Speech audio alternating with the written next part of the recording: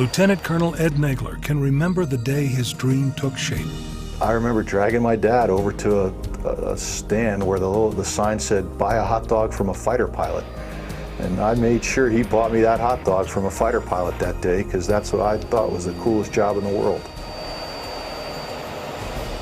Though many little boys might have shared that dream, Ed Nagler had the right stuff to make it happen. Top Gun came out right after we graduated. The flying is not like that, but the excitement, it sure is. Once he began to fly his dream machine, the Air Force took Ed Nagler around the world. He met his wife, had 2 kids, got promoted on schedule, and was in the best shape of his life. That's why in March of 2000, when Ed started getting pains in his hands and wrists, he dismissed it offhand. It wasn't until the pain and swelling in my wrists was so bad that I couldn't fly. I chose not to fly because I didn't think I was safe enough, that I came to be worried. Ed and his wife would have to travel back to the United States several times before Ed would finally receive a diagnosis he would accept as the truth: rheumatoid arthritis. I was in denial. I felt that there was no way that a strong, healthy, physically fit pilot could get this disease. The pain was in my legs, my feet, my hips, my shoulders.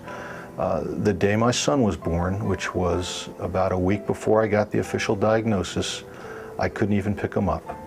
So these were difficult times. I couldn't tie my shoes. I couldn't button my shirt.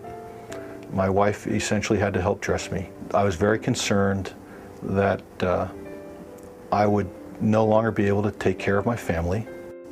It took me 8 months to be able to close my fist.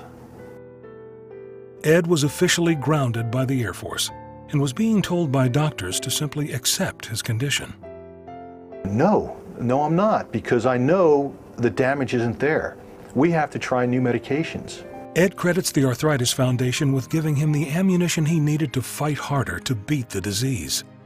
The information they provided through their website gave me what I consider the tools I needed to work with my doctors as a partner, not as a patient, but a partner, to determine what was going to be the best solution.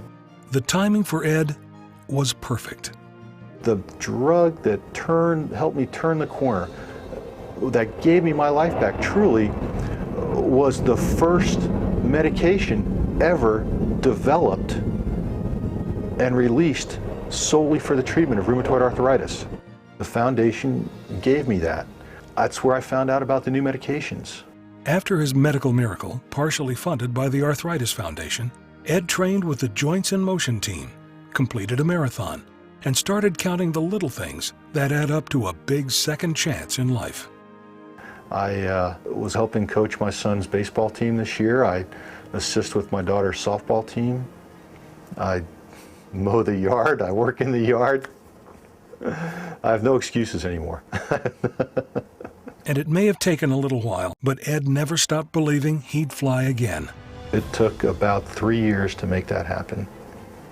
But it was a pretty cool day in my life.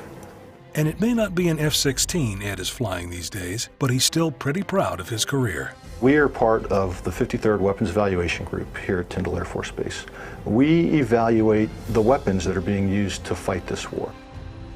Of course, just getting in the airplane, although the E-9 is not an F-16, it is still faster than any desk I've ever sat behind. Ed Nagler is an Arthritis Foundation success story, but he hasn't lost sight of the fact that he remains at risk of falling prey to the devastating effects of the disease at some point again in his life. Today, there are over 2 million Americans battling rheumatoid arthritis. The Arthritis Foundation intends to keep fighting for them. Foundation CEO Dr. John Klippel is confident they are on the right track. I'm very excited about the next decade. If we continue to invest in research, we will continue to find better ways to treat arthritis. And I truly believe one day we'll find ways to cure and prevent arthritis.